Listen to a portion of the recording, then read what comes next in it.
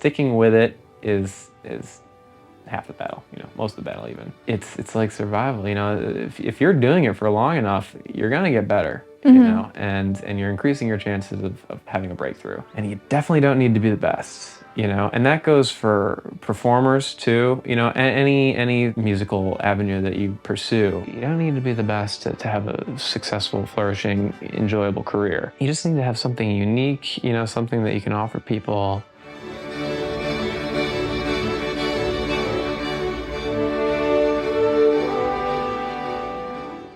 And welcome to the Orchestrating Your Career podcast. I'm your host, Rebecca for short, and I'm a clarinetist who studied at the Eastman School of Music and then went to London to get my master's and PhD, both at the Guildhall School of Music and Drama. Having shifted pathways in my own life, I love hearing about the varied careers musicians can have and how they got there.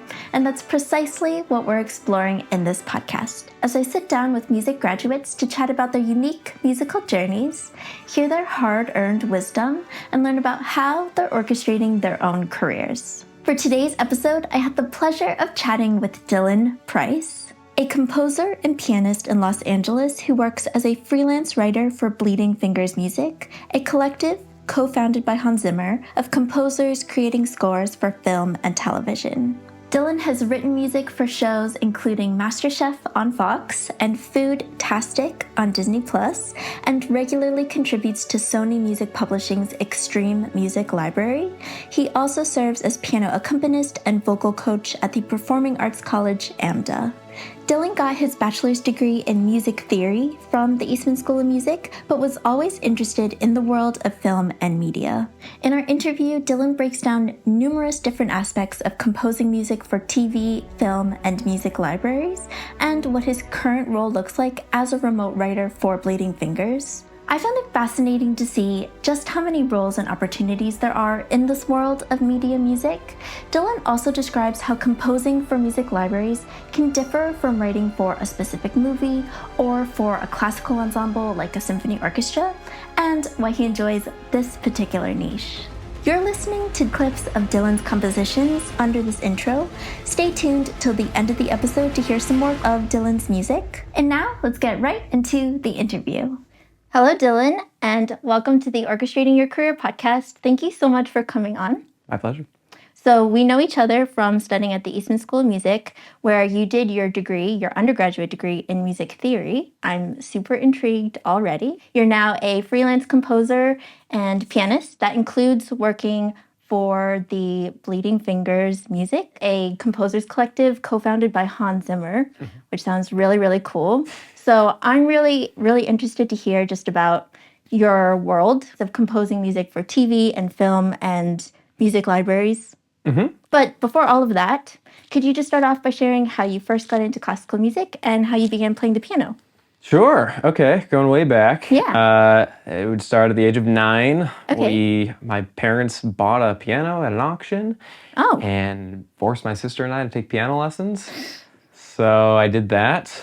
That kind of took off. I got more involved in, choirs and things like that in high school, and, marching bands and jazz bands and pit orchestras and things like that. And there was all piano. Yeah. Oh, even like marching band. Well, marching band, I played marimba. I was in the pit. Okay. Yeah. A little marimba, a little synthesizer too. Yeah, and I would play, I kind of developed a proficiency on the piano by the time I was in middle school and high school. So I would be playing for, I'd be asked to play for the choirs and things like that. Play for like soloists for like All-State and All-County, if you're familiar with that kind of world. Yeah. In New York. This was upstate New York. Upstate New York, yeah. So I'm from Syracuse, central New York. And, along the way, so that kind of got me exposed to classical music, just like the piano entry into that world. And then, I was always exposed to a lot of music through my parents, just always like playing a lot of music. My dad kind of taught himself guitar, and, I would have a lot of sheet music lying around that I would just kind of sight read through and just kind of exposed. And I would, be taken to a lot of concerts, the Syracuse Symphony Orchestra and whatever soloists are coming into town. So that's my intro into classical music. That's so funny that they just got a piano from an auction. Were they looking for it? Or I don't think so. Okay. No, I think it was my sister and my mom just kind of went one day and found a deal. It was $100. Wow. Yeah, it was just beat to crap. It cost more to repair and to like fix it and fix keys that weren't even working and tune it and everything than it did to actually like buy the piano. Yeah. They just kind of came home and said, we have a piano and we want you to take lessons now. So. And they weren't musicians themselves, or your dad played a little bit? My dad is a self-taught guitarist. Okay. My mom played violin like in grade school, I think. Yeah. And then actually, full story is the first year I took piano, I didn't like it and quit for about a year. And then I got back into it when my mom said she would take piano lessons with me. So she actually took piano lessons with me. That's so cool. For the first few months and then kind of dropped off, and then I kind of had momentum to keep going the second time I tried it. So. What was it about her taking lessons with you that made it more attractive? That's a good question, and it's kind of hazy. It might have been like, she was struggling and I was excelling, so there was like that competitive factor, maybe. Yeah. I don't know, or it was just that encouragement of her taking it with me, or something that, she can do it, I can do it, kind of thing. Or, I'm not sure, but something clicked the second time around. And I was like practicing. Just as soon as I got home from the lessons, I would be on the piano, practicing, playing. I got really into writing pretty early on, so that made it interesting. Yeah. So was that even in high school or earlier? Even before. Like, I think I was like 13 when I started like putting notes on paper. Okay. Yeah. What prompted just for fun? It might have been, so aside from the piano lessons, my piano teacher actually taught a music theory kind of fundamentals course. So that, we were learning about scales and chords and harmonizing melodies and things like that. And I think that kind of pushed me along to start writing my own stuff. Yeah, having that like ability to know what the notes meant and how to, put it on paper. Did that play a heavy influence in you wanting to study music theory at Eastman? Because I think for a lot of musicians, the music theory aspect of a music course is not always the most enjoyable or the thing that a lot of musicians want to do, but you did a whole degree in music theory. What made you want to do that? Yeah, that's a good question and a good point to bring up because, a lot of people do not like music theory.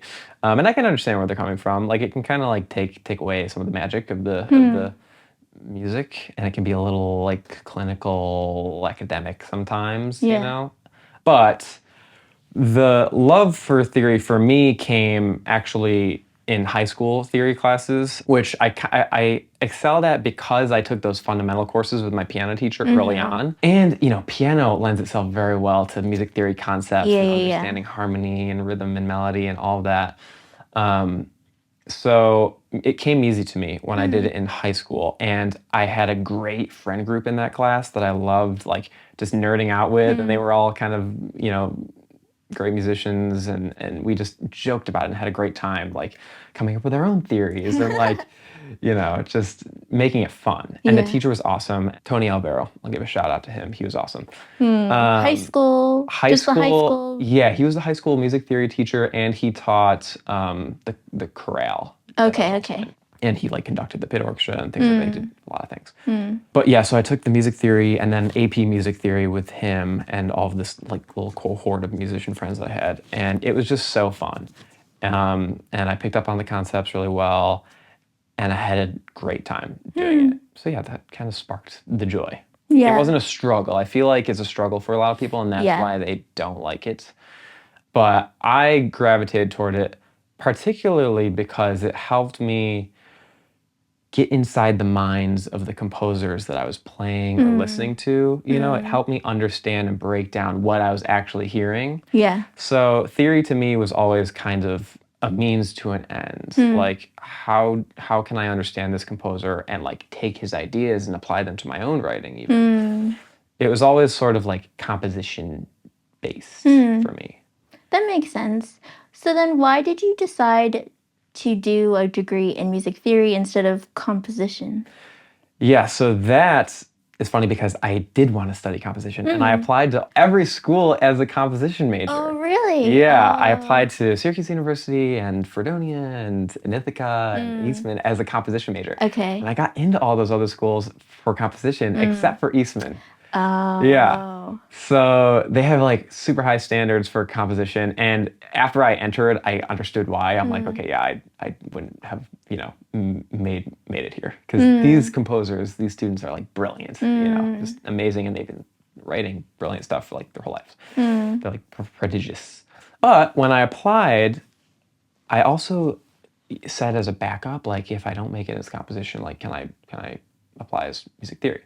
So they said, yeah, you're rejected as a composition major, but are you interested in theory? Okay. And part of me thinks like they reached out in that regard because they were kind of desperate for theory majors because I came in as a theory major and I was one of 2 theory majors. And then I think 2 or 3 more people kind of added the major later on, but it was, very few of us in the beginning. So they were probably desperate for music theory majors, which is why they accepted me in the first place. But, and also theory was like a practical approach to music. Yeah. And it was a more convincing argument for my parents, to say like, hey, I want to study theory and become a professor like at the university level and teach theory. And that was an easier sell than I want to write music for a living. A little more palatable. Yeah. That I mean, makes any sense. musical pursuit is a hard pill for any parent to swallow, I imagine. But the music theory was, a little more academic, a little more like practical, I guess, even though it's like very impractical in its own way, Yeah. But so that was kind of the idea behind it, was like go study theory, get advanced degrees, become a professor, that kind of thing, teach, because I do enjoy teaching. Yeah. Even now. Yeah. But I did not get accepted as a composition major, even though I tried to get in as one. Yeah. So it just worked out. That's what worked out. It did. Yeah. And what ended up happening was I basically made my own personal composition degree in a way.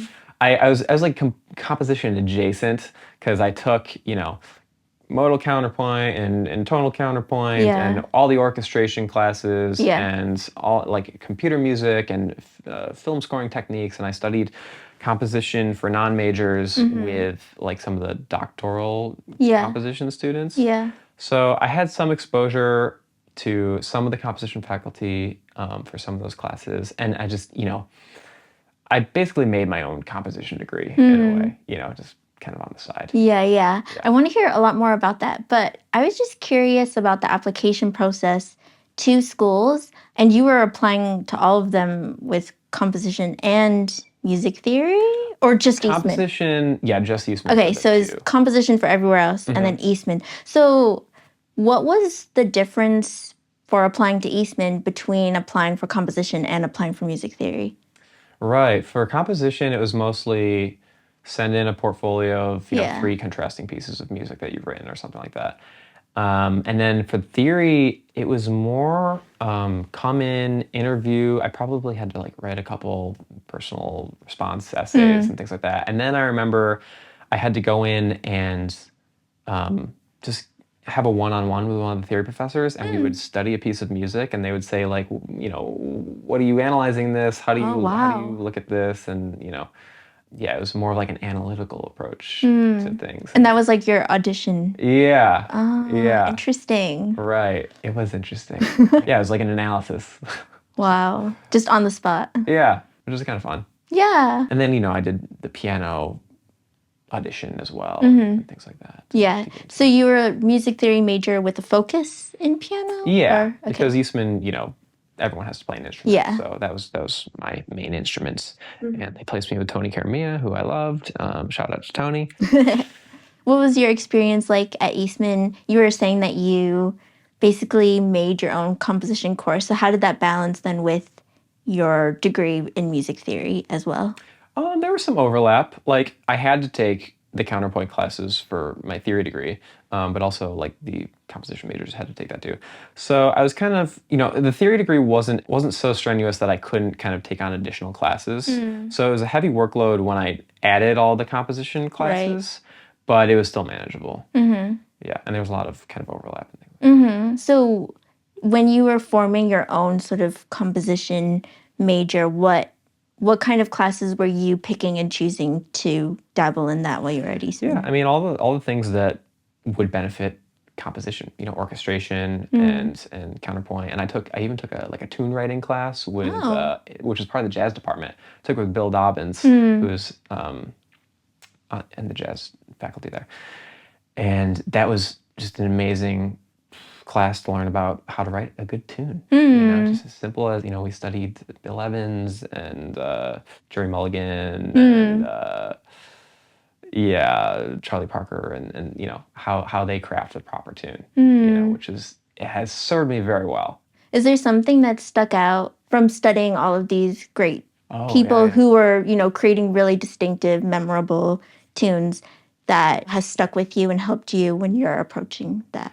It's sort of like internalized at this point. It's hard to like really grasp, but there is these shapes to them, and there is this like natural kind of arc to them. And there's one of the really cool things I learned in that class was if you strip a melody down to its rhythm, is the rhythm unique? Does the rhythm have an identifiable character to it? So you listen to a great tune and see if you can figure out what tune I'm okay. tapping. Okay, ready? This is best for you. Okay. Indiana Jones. Exactly. There you go. Winner. I was gonna say, I feel like film music, particularly what you were saying about just having a very distinct quality. I think a lot of, the memorable pieces in film music have that. Yeah. Exactly. Yeah. I mean, the great melodies definitely do. They're unique and identifiable in so many different ways. It could be like the intervals that they use, or the kind of melodic arc that they have, or the form that they have, or the rhythm that they have. So it's all those things, and you see that in really great melody writing. I think is that identifiable characteristic. While you're at Eastman, what were your thoughts on what you wanted to do after you're finished studying? Because you were saying the trajectory for music theory was very much continue in academia, go on to teach at a school. Were you thinking that was for you, or were you already thinking maybe something to do with composition? More composition. Yeah, I sensed early on the theory trajectory was not for me in the end. What I kind of discovered studying theory at the academic level was it was a far cry from the fundamentals of like high school AP theory or something like that. It was no longer like studying modes and harmony and that kind of stuff. Just very very in depth, very minute detail. Like there have been entire treatises written on like the first 8 bars of a Beethoven symphony. Oh my or something gosh. like that, or like Schenkerian analysis was another thing that I found not useful for what I wanted to do with music, and also I questioned, were the composers thinking of in this way when they were writing? It didn't seem as practical from a writing standpoint for me a lot of the time. So I wanted to get more down to like what was helpful in writing and creating instantly. Yeah, that makes sense. And it sounds a lot of what you were enjoying about music theory in high school, of how you were saying that it was a tool, I think, to use for composition. And so when it maybe stopped being so much of that, it wasn't as appealing? Does that sound I mean, right? because the theory degree turned out to be a lot of writing like essays and treatises. I had to write a big kind of senior thesis at the end of my senior year, which was fun. I studied kind of an area of interest of mine, but I would rather have been writing music rather than an essay. Yes. So then while you were at Eastman, how were you taking steps to shift more into composition? And were you thinking any particular kind of composition? Were you already thinking about film music and that kind of thing at Eastman? Pretty early on, yeah. And actually, one of the kind of lightning moments for me was outside of Eastman. I took a summer program at NYU, the NYU Film Scoring Summer Program. Oh. In memory of Buddy Baker is the full name of it. And it's a 2-week kind of intensive program where composers get to go to NYU, study with the composition faculty there, score a clip of a movie that they give you. They choose, you have several to choose from, and you choose one, then you score it, and you get to record it with an orchestra, a small orchestra. Wow. Yeah, it's like maybe a 20-piece orchestra or something like that. And you get to conduct if you want and do all this thing. You get to go through the whole process of, spotting a cue and writing the music and notating it and getting it performed. I audited that program, I think the summer after my freshman year, because I also applied as a participant and did not get accepted. So clearly I was like coming from a little behind in the composition department. But I got there in the end. Yeah. And so I audited it that summer, and it was just so eye-opening to meet these composers, and they had all these guest composers come in. Tom Salta is this amazing video game composer who was super inspiring to hear talk, and he was just like super excited about the genre, and everyone was there was just super excited and really seemed to love what they did. And their music is phenomenal. Mark Snow is another one. He did the X-Files music and a bunch of other things, and he was just a great guy. Mike Patterson was actually a Eastman alum. He helped with the orchestration process in that whole thing. So I was kind of a fly on the wall throughout this whole process, but I loved it enough to apply again 2 years later. And I got accepted as a participant, and then did the whole, writing, performing with the orchestra, conducting and everything. Yeah. Had the whole that whole experience. Yeah. So anyways, that is what really sparked my interest in film music. And I brought that back with me to Eastman, my sophomore year, and they had a film scoring techniques class, which I immediately signed up for. And I got really involved in writing student films with RIT students. Oh, wow. So yeah, I went to the RIT campus, made a flyer saying, composer interested in, writing film music. Yeah. With little tabs that you rip off, Yeah. hire me, but I wasn't charging anything. It's just like, Get in touch. get in touch. Yeah. I will score your film for free. Wow. And turns out like tons of RIT students are always looking for composers for their films. And RIT has a great film program. So this is Rochester Institute of Technology. Rochester Institute of Technology, yes. So I got several emails back saying, hey, I'm doing this film, are you interested? And of course I took on as many of those as I could and kind of just cut my teeth film scoring that way. So that, in tandem with what I learned at these summer programs, in tandem with what I was learning in the film scoring techniques class, and I was taking like film appreciation classes and film studies classes at the River campus, a couple at Eastman, Yeah. I'm curious what made you interested in film music to begin with. So why did you even start seeking out these opportunities or signing up for that summer auditing course? Was there something that sparked that interest for you in the beginning? Yeah, it was a couple of different things. I mean, I was really interested in video game music. Like, I was a big gamer growing up, and I loved the video game music I was hearing while I was playing. I was obsessed. I was obsessed with the game Halo, and I was obsessed with the music from the game Halo, and all of the Tom Clancy games like Ghost Recon. There's this composer Bill Brown, whose music I really loved, video game composer. So that was kind of, I think, one of my first exposures of like really perking my ears up to media music. And then, there's a lot of movie music that I loved and composers that I kind of discovered. One being Hans. He was and still is my favorite film composer. And at that time in high school and college, it was like Pirates of the Caribbean and Inception and Interstellar and these huge blockbuster, amazing scores.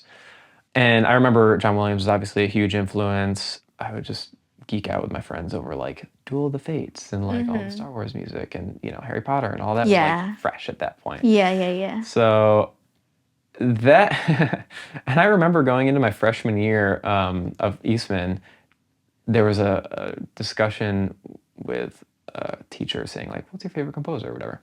And I said Hans Zimmer, and I remember getting like a backlash about it a little bit. Oh, no. Like some of the students were like, really? Like, yeah, he's what? So good. So good. It was just a little, taboo, I guess, to stay at like a Yes. proper like classical conservatory. Yeah, yeah. You know, because everyone else was like Ligeti and Right. Stravinsky, Beethoven. right, Yeah, right. yeah. But yeah, I stand by that opinion. I still, I loved him then. I still love him now. So that's kind of what sparked my interest in this film scoring program. Yeah. Yeah. How was it studying, as you're saying, in a very classical setting, but still trying to bring in all of these pieces of, more film music and scoring music for students at RIT and, really getting involved in that? Did you feel like it was difficult to balance that with a very classical music structure in your studies? No, I didn't pay too much attention to the people that like stigmatized film scoring. I thought it was refreshing to have that outlet. It was nice to get away from the more kind of academic like new music, contemporary music. Yeah. Film music just I gravitated more towards. So it was easy for me to kind of balance the two. I mean, I did do a lot of kind of contemporary new music kind of things that were coming from like a lot of the professors there, and a lot of the students kind of write in a more contemporary way, and they're pushing boundaries in completely new ways. Film music, I think, pushes boundaries just as much, just in different ways. Yeah, yeah.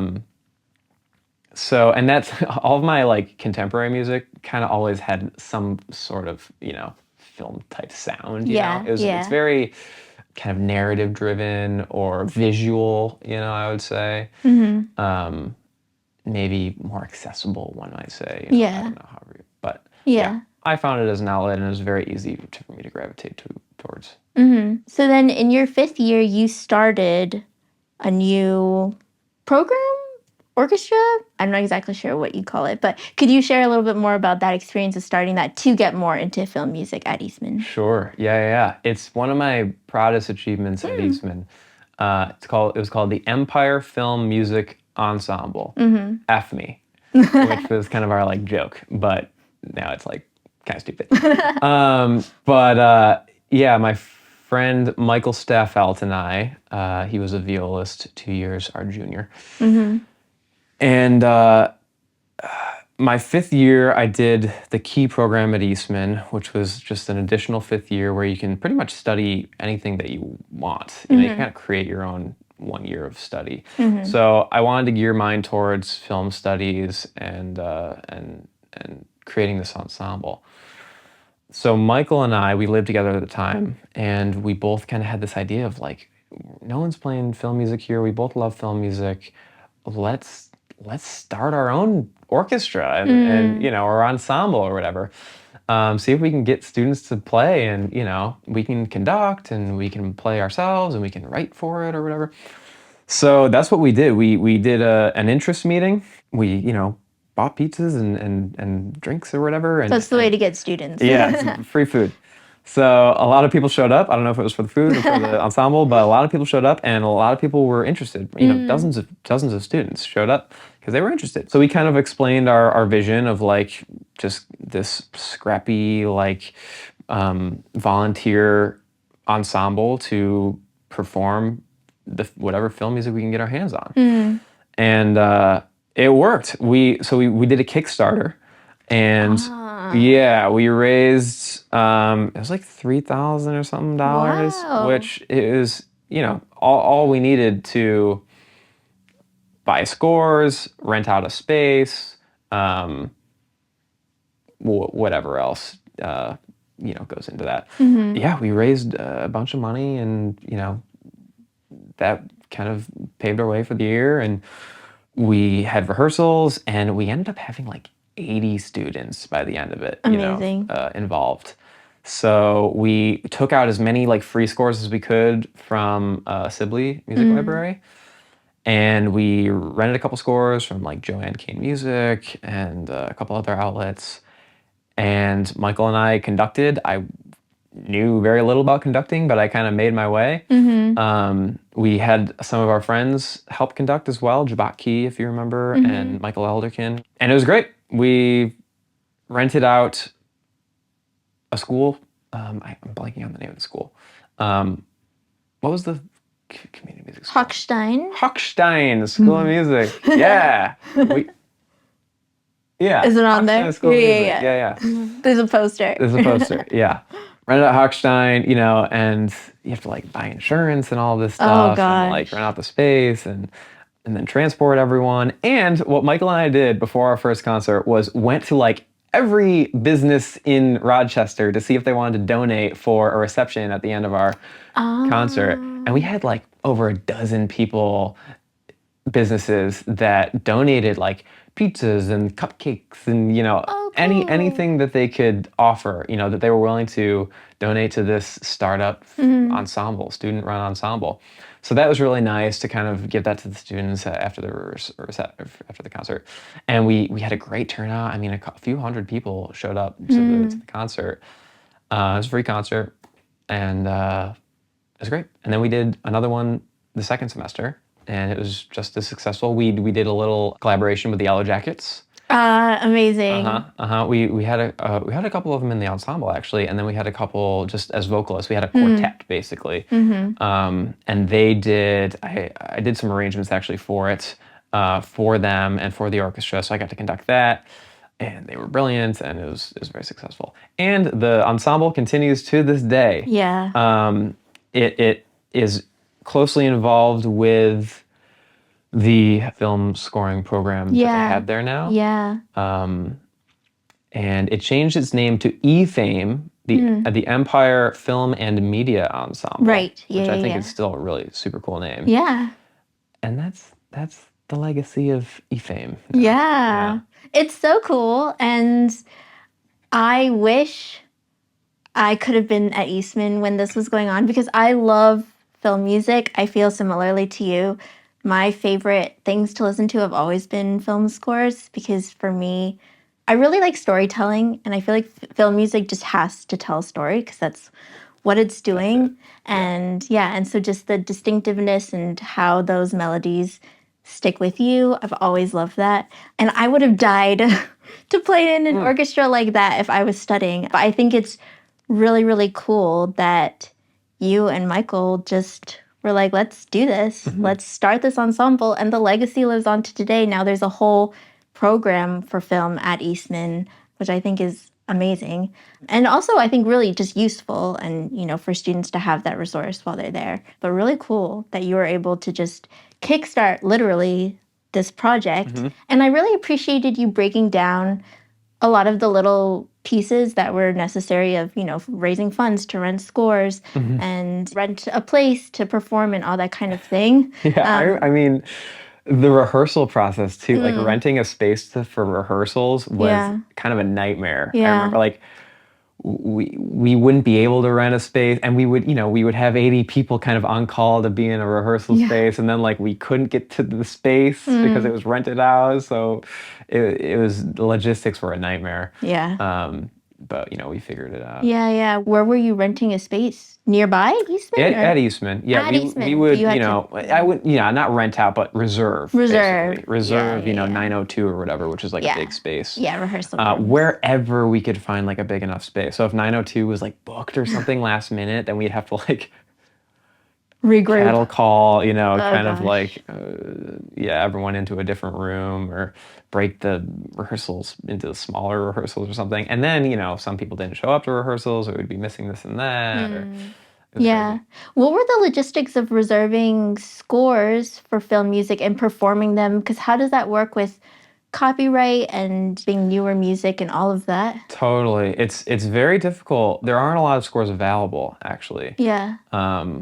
For whatever reason, the film companies own them, or there isn't a lot out there, and it's hard to get your hands on them. So we found what we could in Sibley, and they had a few, like arrangements of, like John Williams has a lot of things that are published. I mean, the initial idea actually was Michael and I had this idea of doing Up. So Up was like a big score at the time, Michael Giacchino's Up. Oscar-winning score, brilliant, beautiful. And we're like, we want to do the whole film live to picture, which turned out to be a horrible, impossibility. And we even reached out to this guy, Eric Oxner, who tours the world conducting like Lord of the Rings and other scores like that. And we want his opinion, like, what are your opinions about this? And what are your tips and tricks about pulling something like this off? And he immediately was like, it can't be done. Oh, sad. Not gonna happen. He's like, first of all, the rights, getting a hold of the rights is a monster. You have to like hire a $40,000 projectionist and a projector with a long throw lens to project it, and like, it's impossible. Oh, jeez. No chance. So we're like, oh, this is sobering. Aww. So we kind of went in a different direction and we just got our hands on like small scores that we could find in Sibley. And then Joanne Kane is another one that you can rent scores, and basically they just send you all the parts and you just pay for it and you send it back when it's done. Yeah. Did that experience then, and creating your whole 5th year around really getting into film music, how did that then catapult you into your career? How did you approach that transition period of graduating into entering the industry?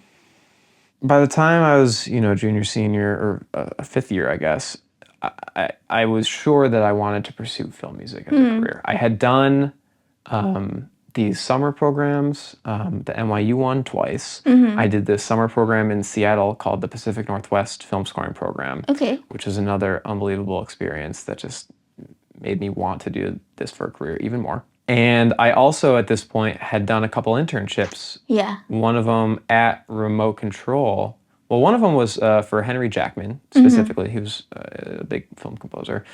And then I did a couple other internships at a television scoring house called Elias Arts. I did an internship at Universal. So basically, like, I had a lot of connections through these internships and a lot of kind of work experience, or real life experience, I would say. Yeah. So that kind of gave me the confidence to say, I'm moving to LA. Yeah. All of my internships were out there. I had a cousin out there at the time. My sister lived out here, and my sister is still in LA. I didn't have a job, but I felt confident enough to say, I have, enough savings to like let me survive out there for a few months, and to find a job, hopefully. If you don't mind, I would love to just go back really quickly and talk some about your internships. Sure. So you were doing those over the summers while you were at Eastman? And how did you find these internships and how did they work? Yeah, so for the remote control, for the Henry Jackman internship, I think this was my summer after my sophomore year. It was a total fluke. While I was at Eastman, I met this guy named Brandon Campbell, who was a U of R student and a brilliant composer in his own right. He was putting on a performance with the film scoring techniques course. And I went to go see the performance. I hadn't known him at the time. I went to go see the performance, and his piece was about to be performed, and they introduced him, and they said, this is Brandon Campbell. Once he graduates this year, he's going off to Remote Control to work. And I'm like, Hans's place? Like, you're working for Hans? No way. So I basically like cornered him in the bathroom and was like, hey, like, I'm Dylan, like, you're going to Hans? Like, tell me about that. Oh my God, that's crazy. So, he got to know each other, through the years even, and he went off, we kept in touch, and he actually helped me get an internship with Henry at the time because he was working at Remote. Henry has a studio at the time at Remote. He put me in touch with them, and that's how I got in there. And that was just a 5-week thing, but again, just incredibly eye-opening to see, he was working on the movie Wreck-It Ralph at the time. Oh, cool. Yeah, it's like one of my favorite scores now. It has a very like nostalgic value to me. And it was so cool to see the movie being created, the movie score being created kind of in real time. There were a lot of opportunities to sit in with the composers where you can just be a fly on the wall while they write and kind of see how it's done. And then the last day of my internship was a recording session at Sony Music. For the movie. Sony Scoring Stage. For the movie. Yeah, so I got to see, you know, Henry in the booth, working with the orchestra, who's breathing life into this score. So yeah, I mean, the internship was just an amazing experience. I loved every minute of it, being on that campus, being around so many brilliant creative minds. And remote control is like a breeding ground for just amazing composers. Like Hans is obviously at the head of it, but you have guys like Henry Jackman, you know, Ramin Djawadi was there, the Game of Thrones composer. You know, like Heitor Pereira was there. He was working on like the Angry Birds movies at the time. I mean, there were just so many brilliant people there. It's just so inspiring. And, you know, I wasn't doing any like very creative work. You know, it's not like they were like, here, come score this scene for me. You know, it was like, go get my lunch. You know, coffee, you know, set the table, like light the candles in the morning, you know, that kind of stuff. But I still loved every minute. It was the sit-ins that were really that's helpful for me, you know, to be able to even just not even saying it, just like watch them like be creative in the moments, you know, score these huge pictures. Yeah. Could you share a little bit of maybe for this movie Wreck-It Ralph, just how it went from beginning seeds to live picture? Yeah, I mean, I only got to see 5 weeks of the process, and it was probably maybe much several longer. months. Yeah, they had the picture, and they score all on a computer initially. They mock it up. So they had the whole movie at this point. Okay. Yeah, pretty much. And Henry has a team. Most like big film scores, like, you know, blockbuster movies, for instance, you know, they all have big teams of. So Henry, you know, is the main composer, and he'll have assistants. He'll have personal assistant. He'll have you know, tech assistants helping with the tech and the computers and troubleshooting and things like that. Maybe have additional writers helping him score scenes, because no one man can score, you know, an entire 2-hour movie by himself in the time constraints that are usually given. So it's usually a team, and he delegates, you know, writing. So they would write on a computer, just mock it up with sample libraries. I don't know how in the weeds we want to get with all the, you know, jargon, but basically like compose full orchestral and synth hybrid music on the computer. So the sample library would have like all the different instruments that you can put it all together yourself on the computer. Yeah, like a violin sample or something. You can play on a keyboard a violin sound, and it'll sound kind of like a violin, you know? Samples are getting really amazing these days, very realistic sounding. You know, you'd be surprised like what you're hearing isn't real, you know, because it sounds really realistic. So they'll mock it up, and then they'll send it to an orchestrator, usually, and he'll take the files that they have and dump it into a notation software like Sibelius or Finale, and they'll print out the parts for the orchestra. And then they'll have the orchestra sessions and get those recordings and maybe send it off to a mixer. And the mixer will mix all the elements, all the synths and you know, electronic stuff, and then all the live stuff, and maybe even keep some of the mocked up fake instruments. You know, that's very common for Hans to do, for instance, is, you know, he's kind of known for this larger than life sound because he's mixing not only the live orchestra, but the samples. So it sounds very thick, but has that like realism to it. So yeah, mixing engineer, mastering engineer, he'd polish it up, make it nice, and send it on its way.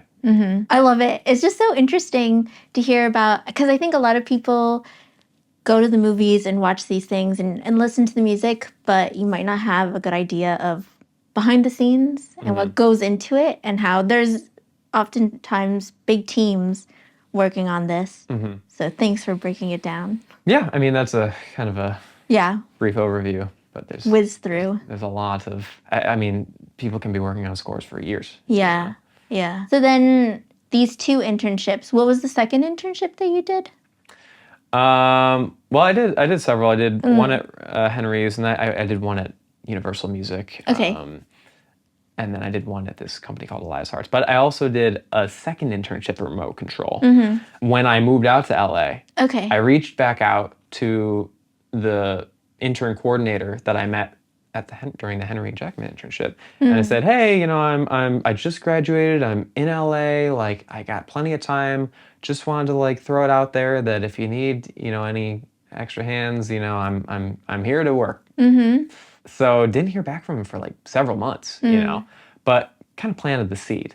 And sure enough, like several months later, I get a response from him saying, hey, yeah, we have a spot open. Like, do you want to come in? And again, this is just an unpaid internship that he's offering me.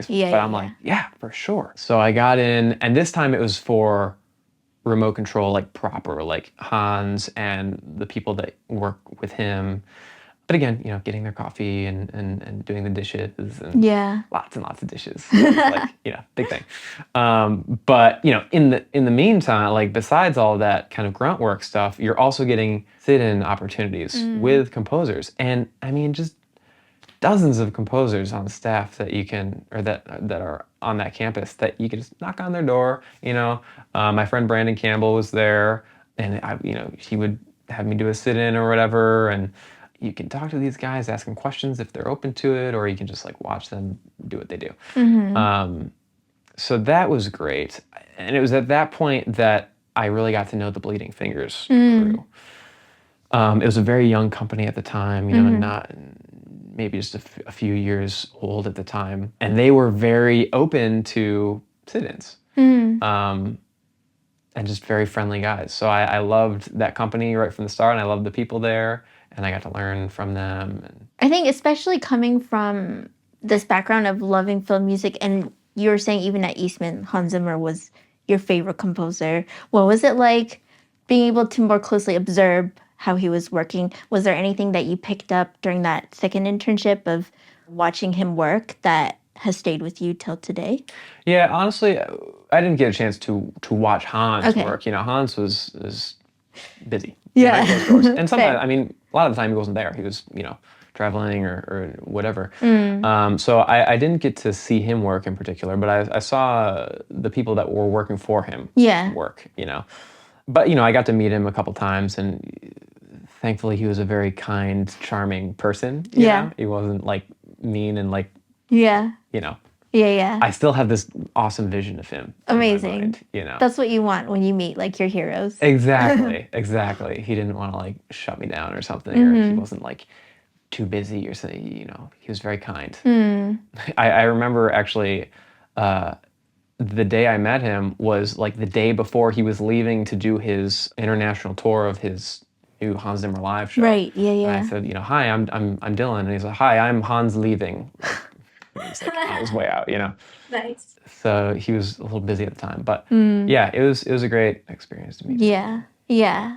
That's cool. Work, you know, near him was like inspiring. In a way, you know? Absolutely. Well, and like you're saying, just that environment, it sounds really inspiring, and being able to get up close and personal with how things are done and, you know, see more of the process and all of that. I feel like you've been able to do that, or you made opportunities to do that, like to really observe throughout a lot of your education and to get that experience and just to watch and see how things were done. So then when you were here in LA, you were doing the second internship. Could you share a bit more about that transition period, how you were just getting into the music industry and establishing, you know, what your freelance career started out as? Yeah, and I think this is a good place for me to bring up Jeff Beal, who is the reason I'm here. I mean, he has had the biggest influence on me as a composer, as a musician, just in life in general. Are you familiar with Jeff? He's you know, he's famous for most famous, I'd say, for House of Cards. But I mean, he's won several Emmys for, you know, shows like Monk, and he did a lot of HBO stuff. I mean, he does a lot of documentary work and film work, and he's just a brilliant composer and an Eastman grad.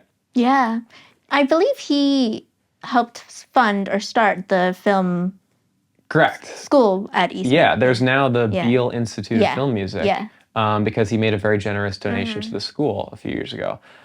Also, he donated funds and equipment to the film scoring techniques course. Oh, okay. That was just a very small, you know, class taught by 2 DMA students at the time.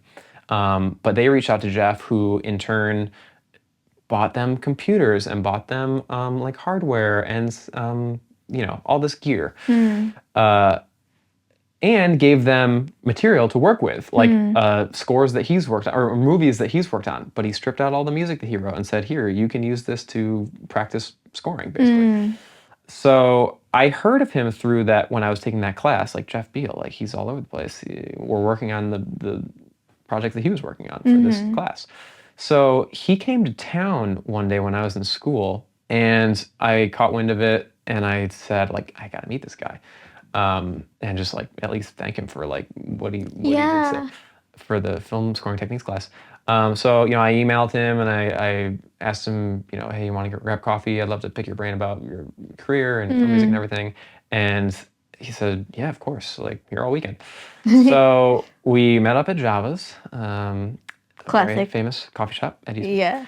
And turns out I wasn't the only one that reached out to him. And so he brought along like 5 other people, 5 of the students that were equally as interested in film music and speaking with him. So we all got together and got to know each other. And then from there, we ended up creating a little, he calls it like an ad hoc course, where it's like, for our purposes, just kind of like whenever we want, have like it was a Skype at the time, a Skype meeting with Jeff remotely, and he could teach us about film scoring. Wow. So it was us, 5 or 6 students, and Jeff back in LA at this point, teaching us remotely just things about film music. That's incredible. It was really awesome. And Jeff's just an extremely generous person with his time and, his knowledge.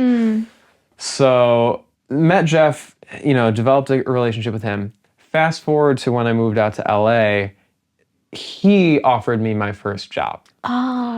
Yeah.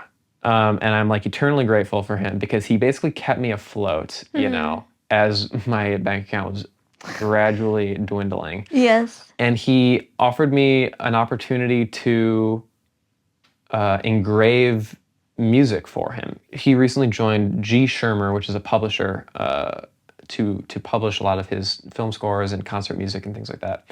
So he said, can you engrave this music, basically polish it, using like the G. Schirmer style guidelines to send it off to the publisher. And I said, absolutely, like, yes, let's do that. And so we did that for several of his projects. And it was just like a super fair wage and super great learning experience. Did that, kept me afloat, got some great experience and knowledge out of it. And then meanwhile, I was basically getting my hands on whatever I could to like make money in LA, because LA is a very expensive town. Yes. So, I was like applying to churches as a pianist or an organist or whatever. I was taking on piano lessons, on Thumbtack. You can create your own profile and find piano students to teach to. So I did that, a little bit of that. I was like doing short films and things like that from some of the connections I made from RIT students that their careers were sprouting. And then I also found this job at AMDA, AMDA, the American Musical and Dramatic Academy, which is a musical theater performing arts college. And I applied just through like Indeed.com. They were looking for accompanists, which I barely realized was even a job to be like a professional piano accompanist for a school. You know? Yeah, I applied for them and got accepted into that, got hired. And that was a good, stable job for even to this day. I put in some hours there because I really enjoy it and it's a great experience and I love keeping my piano chops up and it's fun to play. I love playing music theater and I got a lot of experience playing ballet classes and like teaching some piano fundamentals courses and theory courses and love that school, love that kind of aspect of my career. And that kind of put me at ease, like, okay, I'm not gonna, go broke at this. I'm not gonna starve. Yeah. Yes. So meanwhile, doing AMDA, I also found a job at a church. I was really piecing it together. I had like 4 or 5 jobs at any given time. Church, AMDA. I also took on this other job at another school called ADA, A-A-D-A, the American Academy of Dramatic Arts, who also needed pianists for their small music theater program. And then I was doing this internship at remote. Right. And then after that 5 weeks ended, I kept in touch and I gave him my resume and I said, hey, if you need me, I'm in LA permanently and I'd love to work here. So didn't hear back from them for a while. But again, another several months passed, and they reached out saying, hey, a runner position has opened up at Remote Control, which is like a paid intern. Essentially, you're still getting coffees and running to get coffee, and dishes and running. You're running. You're the gopher. Yeah. But you're there, permanently. It's like a job, and Yeah. they're paying you, it was minimum wage at the time. But I had these other jobs, so I was comfortable enough to take on a minimum wage job and not worry about paying rent or something. And I did that, and I still got to do the sit-ins, which they offer the interns. So it's like I could still meet these composers and learn how they're working, but for an extended period of time. Yeah. And get a little money on the side too. Yeah. So I immediately took that course and just got to know the composers even better, like all the Bleeding Fingers guys, and got to just form a relationship with them, learn from them. So eventually that 1 year runner position,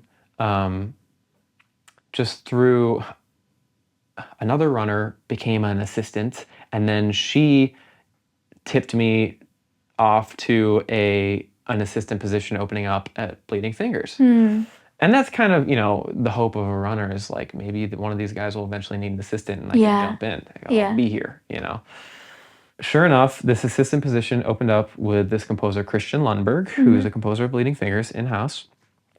And I applied, interviewed, and he hired me. So I did that for about a year and just learned. I mean, that was like a proper creative musical education. Yeah. That was like grad school to me,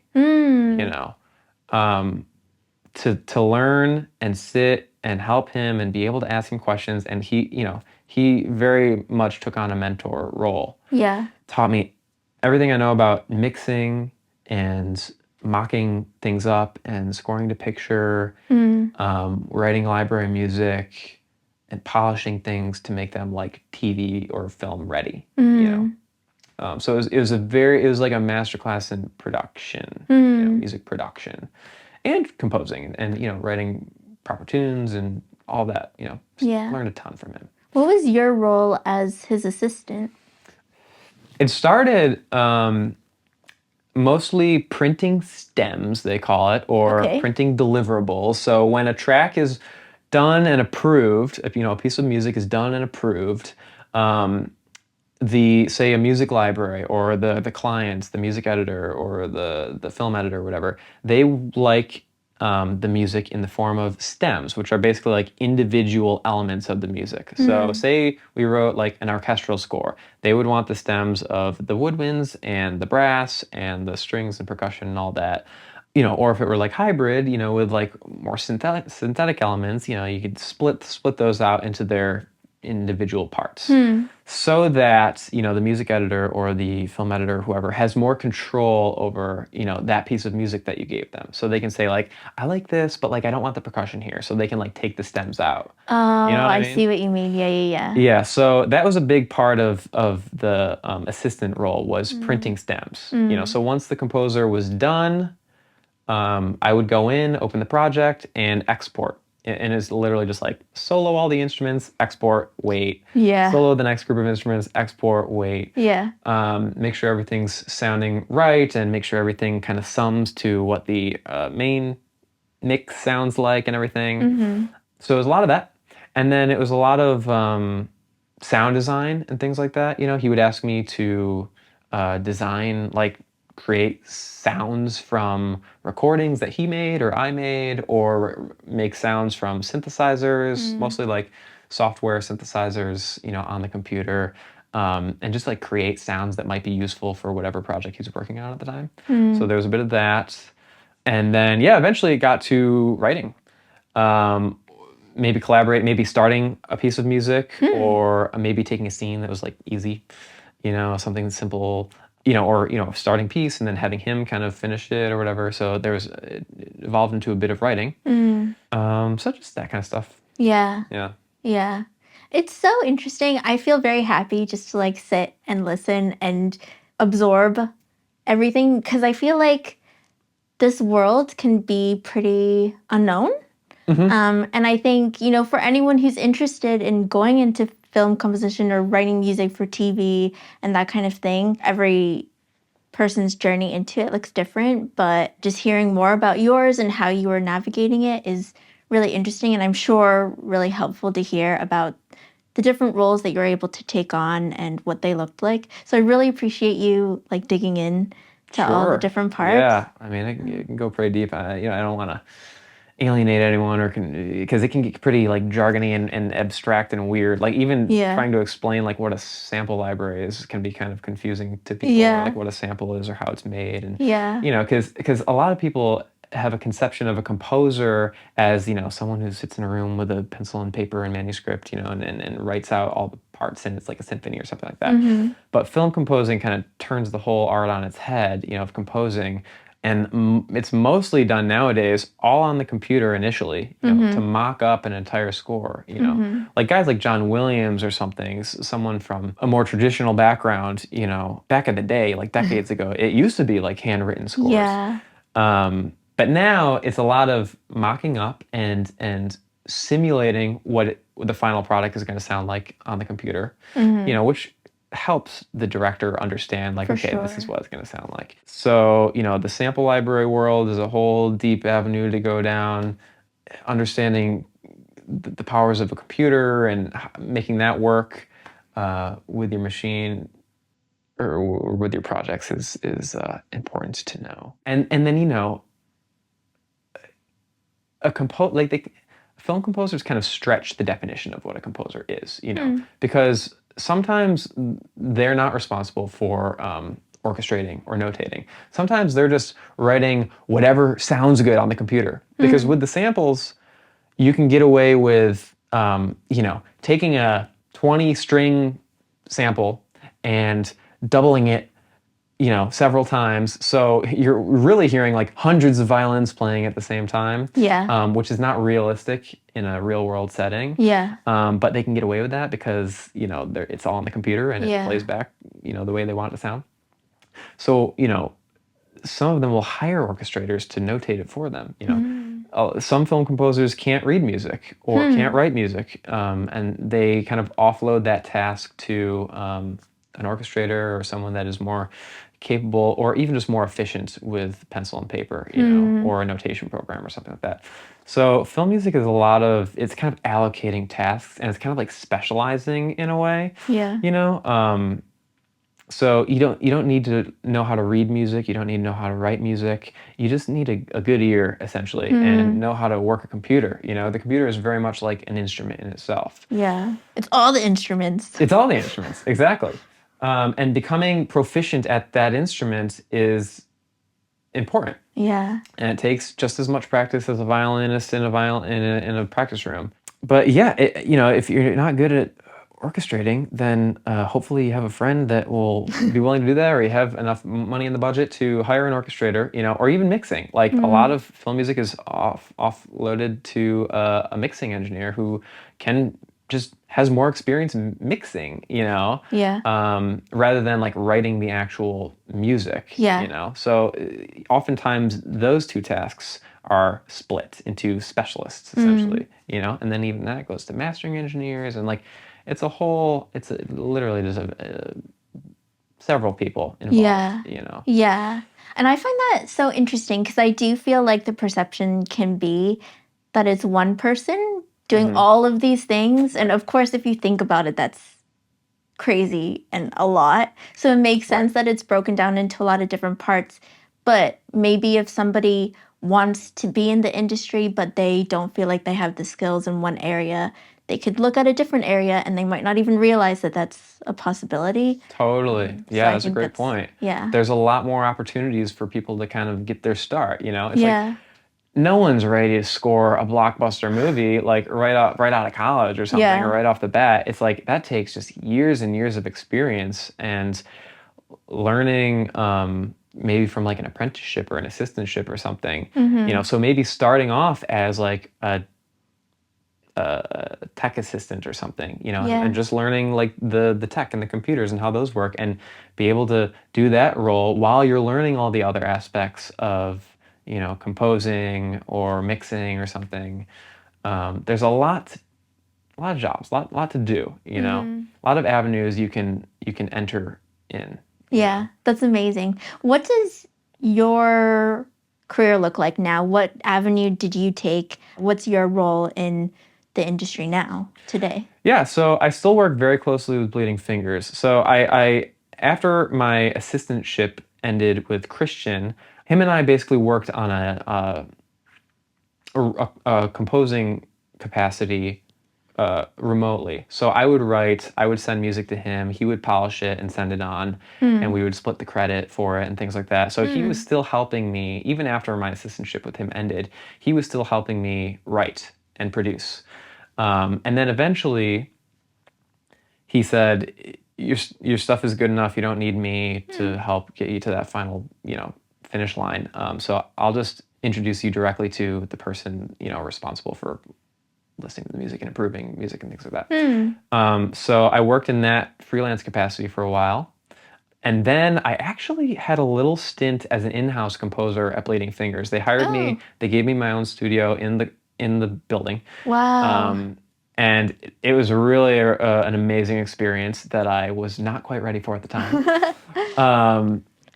Just like diving into the deep end. It was a bit of a deep end dive. And I mean, the quality and the quantity of music that they expect from their composers is very high.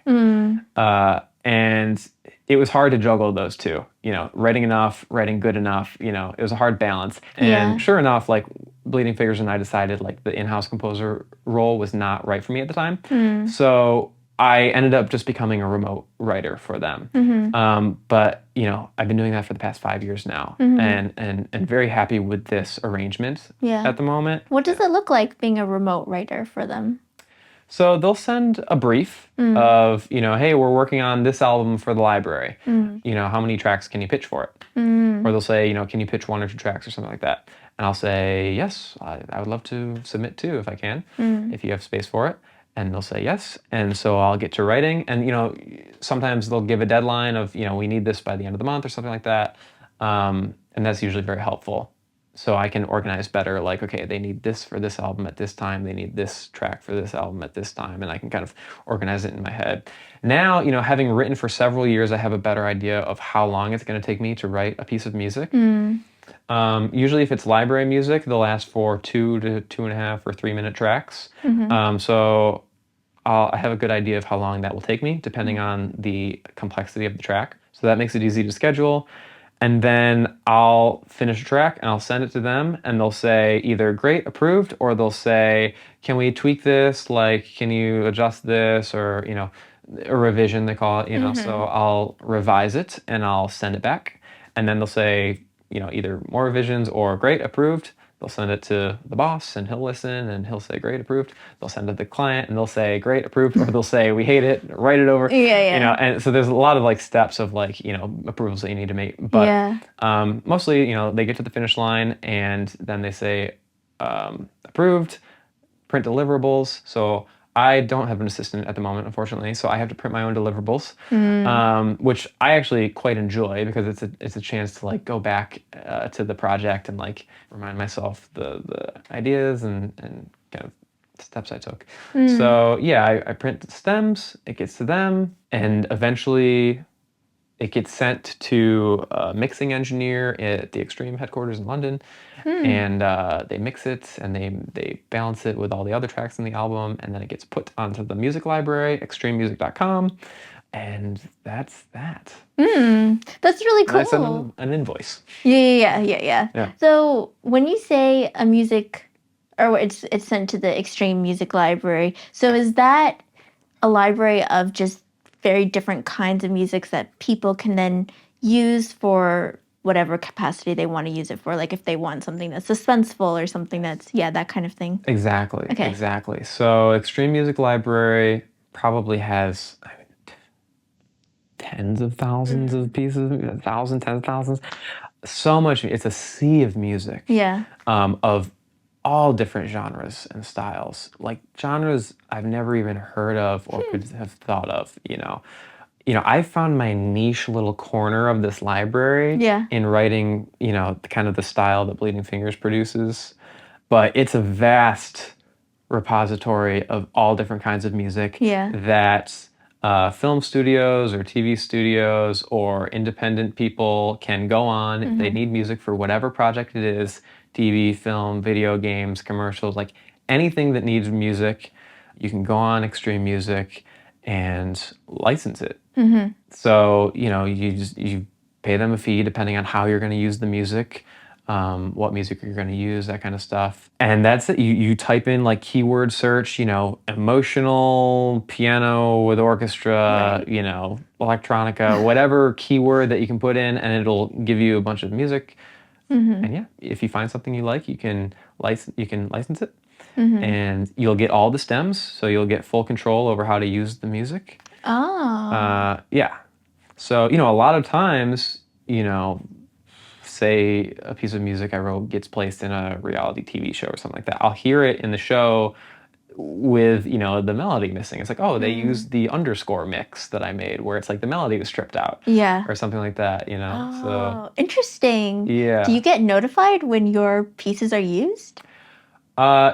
You get a royalty statement. Okay. For me, it's every quarter of the year, because I belong to ASCAP, which is a performing rights organization, and they basically track where music gets used in media.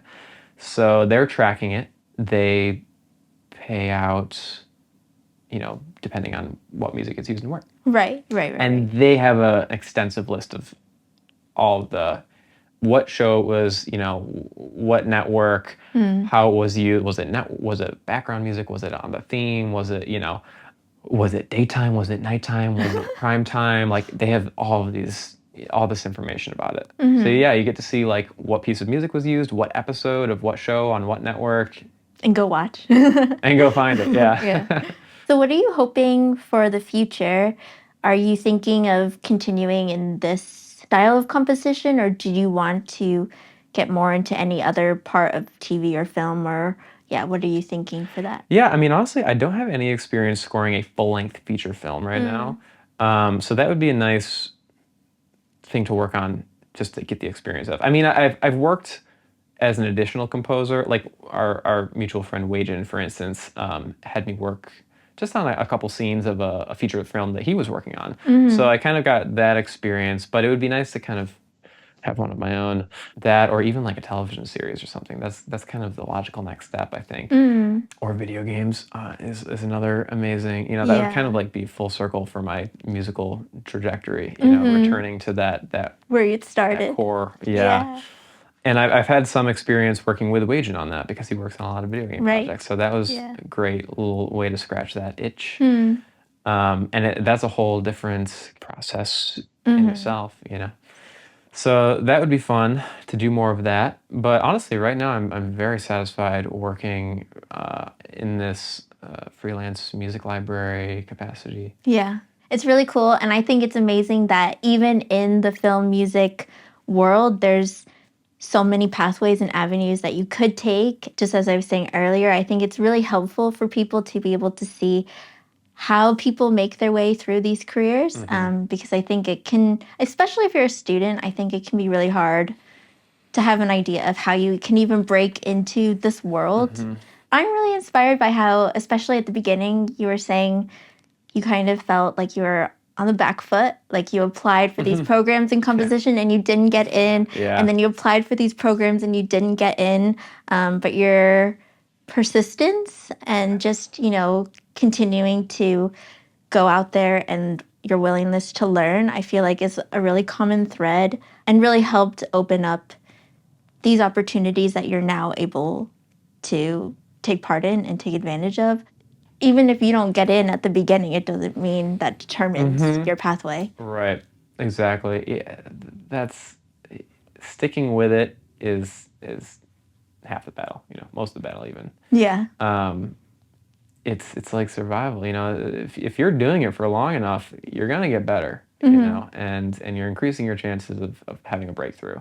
And you definitely don't need to be the best. And that goes for performers too. Any musical avenue that you pursue, you know, you don't, if you're a concert pianist or something, you know, you don't need to be the best to have a successful, flourishing, enjoyable career. You just need to have something unique, you know, something that you can offer people. Yeah. I love that. Well, I always like to end my episodes with the rapid fire question and answer section. But I also saw on the Bleeding Fingers website that for all of their in-house composers, they have this section at the bottom called a vibe check. Have you seen this? Vibe check. Yeah, it's like I don't know. It's like they'll give a bio of each composer, and then they also have a vibe check, which I was like, What is the vibe check? it's kind of fun. They 'Cause I was asked. on there a few weeks ago. They keep updating the website. I don't know if it's new or not. I just thought it was kind of fun because they asked these 4 questions for all of their in-house composers. And I was like, oh, maybe I'll ask Dylan those questions. Oh my goodness, I'm not ready. They're very interesting questions. Yeah? So I just added them to my rapid fire, if you don't mind. Oh, we'll see, yeah. So these are their 4 questions. The first one is, what TV show did you love as a kid?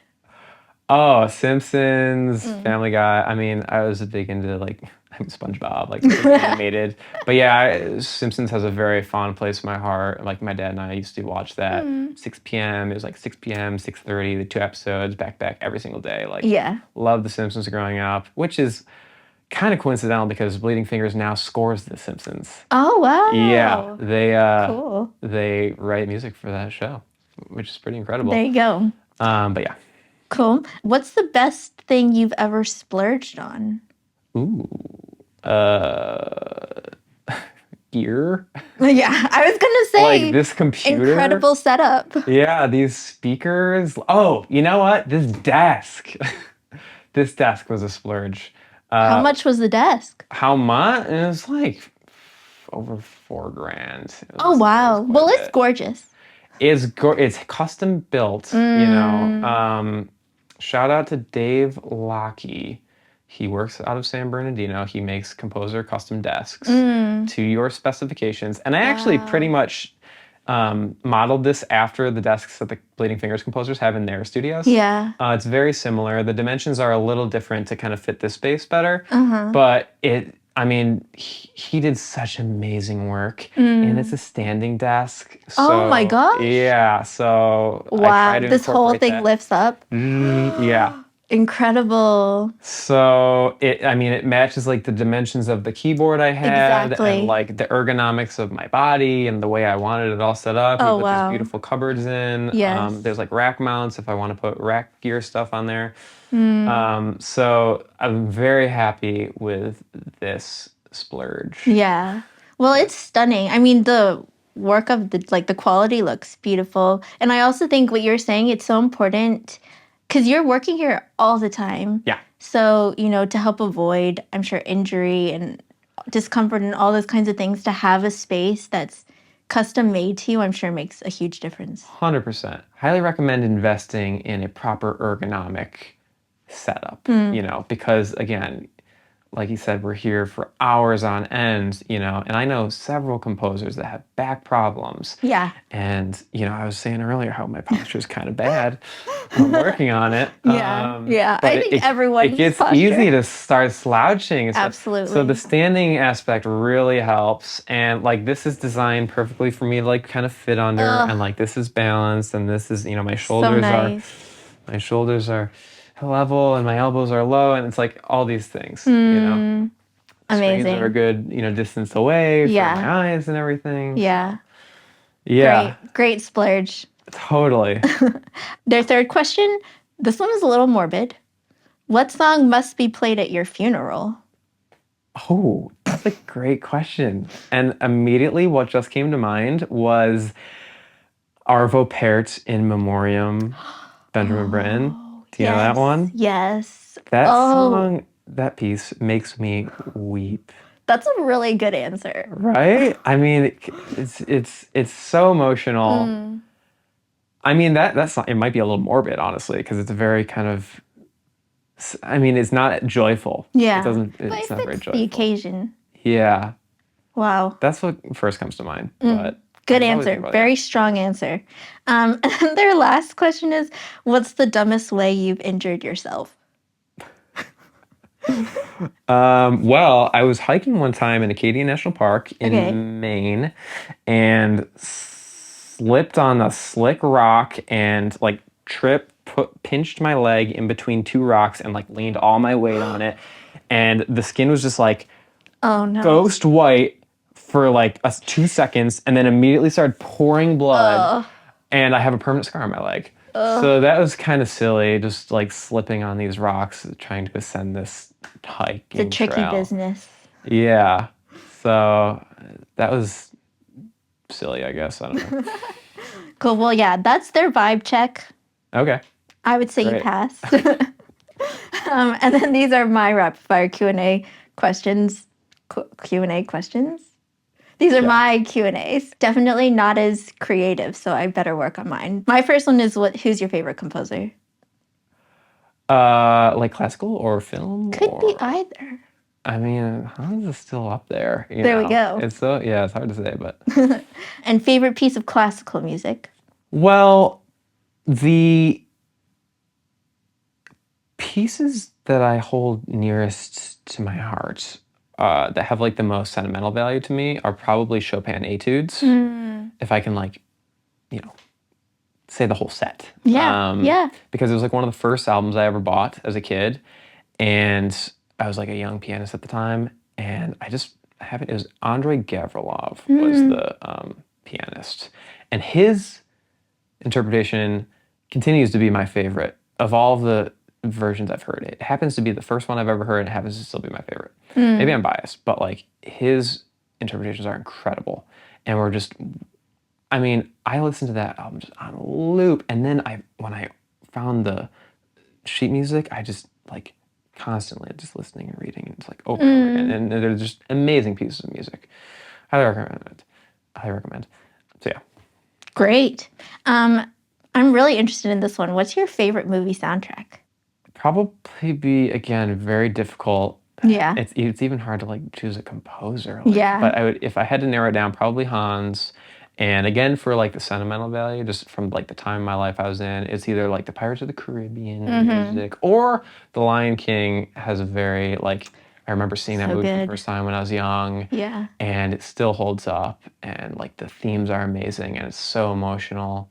But also, I mean, Pirates of the Caribbean too was like, I used to listen to that on loop. In fact, I keep track of the pieces of music that like actually make me cry when I hear them. And one track, I'm actually not sure which Pirates of the Caribbean movie it's from, is called Now's Not the Best Time. I think it's called that. Yes. Do you know one?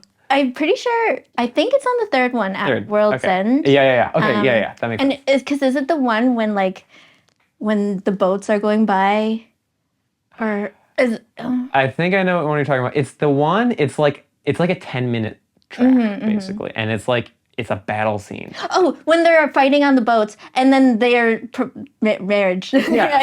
Exactly. Oh my God. Yeah. That specific moment. Yeah. And it's like soaring. It sweeps and it comes out of nowhere. Yeah. So good. Yeah. And it's like, 10 minutes of just like action music and then this just like love theme, this romantic, it's just every time I'm like, it gives me chills just to think about. So good. Yeah. I think that one almost goes into, I think there's a track called One Day.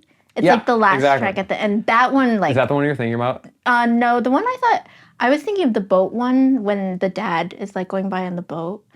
And I mean, they're all really good. I always stick with like 1 and 3 the most. But 3, like the themes are so good. And yeah, that One Day theme at the end of the movie, it's like, it's just tears. So beautiful. Also, the fourth one, on Stranger Tides. Yeah. Eric Whitacre was invited to help score that one, and he did some really incredible work with choir. And there's a track called Mermaids, I think, which incorporates his, and it's like a really cool theme, very Whitacre-esque, that I just love. So good. So good. So good. Yeah. Very nice. What's a book that you keep coming back to? A book? Yeah. I don't reread books that often. Even like movies, I don't really rewatch that. I'm more of like a breadth than depth to start, at least. Yeah. Like I still like kind of reading like a more breadth of stuff. I guess One I keep coming back to, I mean, I think about like 1984 a lot, George Orwell. But recently I've been really digging Yuval Noah Harari's *Sapiens*, and Oh, then yes. his follow-up *Homo Deus* I just finished recently, and those are kind of similar. I really like his writing. It's just like really, really interesting ideas. Cool. Yeah. Who's a musician you really admire and why? And why? I mean, Hans. Yeah. No, that's pretty Common generic at this theme. point. Yeah, I know. I mean, like Jacob Collier's doing really cool things, you know? Yeah. Just he's like so young and brilliant. Yeah. Really just mind expanding kind of ideas about music. And also just like very well studied too, and like virtuosic on multiple instruments, and also like the most down to earth, approachable, like seeming brilliant guy. So he's yeah, I admire him. Yeah. Oh, and I would say Jeff Beal too. Yes. He's one of my Yeah. kind of role models. Just the way his personality and his music, just amazing music, very generous, very kind, loving, family man, like just all around great guy. Yeah, admire him. And finally, if there was one resource that you could recommend, so a book, a movie, a podcast, something that you think would be really beneficial for someone to check out. I mean, YouTube. Yeah. YouTube has a lot of really useful, like, Channels? channels. Yeah. Yeah. Super useful. Like, that's another kind of thing I splurge on is YouTube Premium to get rid of the ads because they're so frustrating. Yes. It's very discouraging to go on. Absolutely. But once you get rid of those, it's like a fountain of information and just like such useful information. Just like master classes and tutorials. And, I learn, because I didn't learn much music production in school, but, I learned it from the people I worked for. But I also taught myself a lot of it just through tutorials on YouTube. Yeah. Or Mix with the Masters is another really useful resource Yes. for mixing and things like that. Yeah. Yeah. Amazing. Well, I really, really appreciate your willingness to come on and share your story and just for your time. You've really taken a lot of time to chat about your story and, yeah, just guide us through how you navigated your career to come to where you are. And I think it's so useful for people to hear. So I really appreciate you spending that time, especially because I know that you just came off of a long flight from Australia today. So amazing that you're even functioning, let alone giving such helpful information in a podcast. So yeah, thank you so much for coming on and sharing. If you could just end with, if you have a final piece of advice to leave with listeners, and then if there's a way people can connect with you, listen to your music, that kind of thing, how can they find you? Sure. Advice? I mean, I think that the one we touched on earlier about persistence and not having to be the best at something, you know, and just, having patience with yourself, not having too many expectations about where your careers are going to move, be open to all the different paths, is helpful. Kind of casting a wide net, especially when you're first starting your career, be open to a lot of different avenues. And just kind of sticking it out as best you can, because if you care and you try to improve every single day. One of my favorite quotes from John Williams actually is, he tries to write every single day, and he says, "Yeah, I try to write every single day, even if it's just a C scale." I'm like, then that's a day well spent. Anyone can handle that. Exactly. Start small, and just incremental steps will pay off in the end. I love it. And just if there's a way people can connect with you. Oh, sure. Well, my website, dylanpricemusic.com, has kind of some recent work on there that you can check out. Or if you want to hear kind of a more comprehensive list of some things I've been working on, you can check out extrememusic.com. Keyword search Dylan Price. You'll get my whole, portfolio on there. Yeah. Hundreds of tracks. So find whatever you want to listen to. Hopefully you can find some stuff that you can enjoy on there. And yeah, I'm on Instagram. I don't go on there much. I'm not a big poster, but I think dprice112 at Instagram. Cool. At Instagram. Yeah. Find me on Instagram. Sure. Great. Amazing. I'll link to everything. And yeah, just thank you so much. I'm really excited to see what comes next for you. And I'm sure people will go check out his music. Go check out his music. Thank you so much. My pleasure. Thanks for tuning into this episode of the Orchestrating Your Career podcast, and a big thank you to Dylan for sharing his journey and his experience in this world of media music. If you enjoyed the episode, then give this video a like and leave a comment below about what you took away from Dylan's interview. If you're listening or watching on Spotify, then it would also be a huge help if you could leave the podcast a review. The resources mentioned in this episode and where you can connect with Dylan and listen to his music are all linked below. You can find the podcast on Spotify, Apple Podcasts, and other platforms, as well as get more frequent updates on Instagram. To watch videos of all the episodes and get extra behind-the-scenes content, check out the YouTube channel Orchestrating Your Career. Subscribe so you don't miss anything. Share this episode with a musician or anyone else you think might be interested, and look out for new episodes on the 1st and 15th of every month. Next episode's conversation will be with Annie Trimber, a flute player who now works as a freelance content creator and food blogger. Annie shares her experience of navigating a debilitating performance injury and having to set out in a new direction in the aftermath. This is such a critical yet not uncommon issue in the music world, and is a journey that I myself have experienced, so I really hope that you stay tuned for her episode.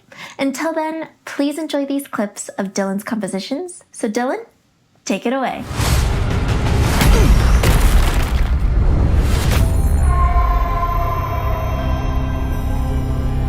Do you ever get scared of losing Kimmy? Well, big bro, I think we should cherish the joy and excitement of each game. Not who won or lost. That's right. I'll strive for victory, but I won't lose myself in its pursuit.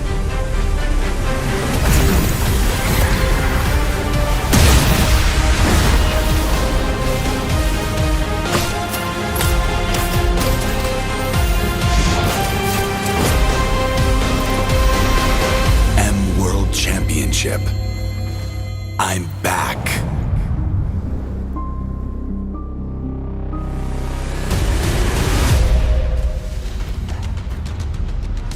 Right beneath our feet, there are cities.